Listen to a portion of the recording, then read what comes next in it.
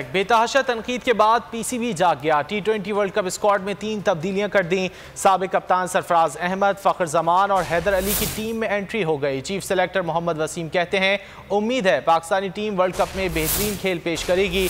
Mega event का आगाज 17 अक्टूबर से UAE और ओमान में होगा। तनकीद रंग ले आई, टीम में तब्दीली आ गई। T20 वर्ल्ड कप के लिए कौमी स्क्वाड में 3 खिलाड़ियों को शामिल कर दिया गया। सरफराज अहमद को टीम में वापसी का परवाना मिल गया। खबर ने साबिक कप्तान को चौंका दिया। नेशनल T20 कप के दौरान खिलाड़ियों ने गले लगकर मुबारकबाद दी। फखर जमान और हैदर अली की भी टिकट कंफर्म हो गई। जख्मी सुहेब मकसूद की किस्मत का फैसला मेडिकल रिपोर्ट की रोशनी में किया जाएगा। आजम खान और मोहम्मद हसनैन को टीम से ड्रॉप कर दिया गया। खुशदिल शाह, उस्मान कादिर और शाहनवाज डारी को रिजर्व खिलाड़ियों में रखा गया है।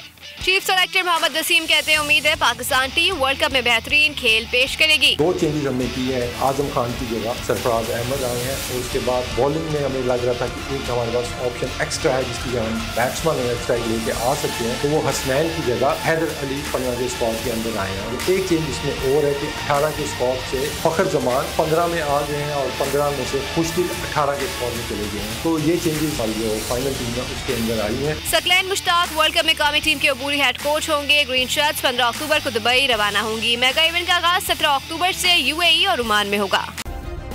सब्सक्राइब करें और बेल दबाएं ताकि कोई खबर रह न जाए।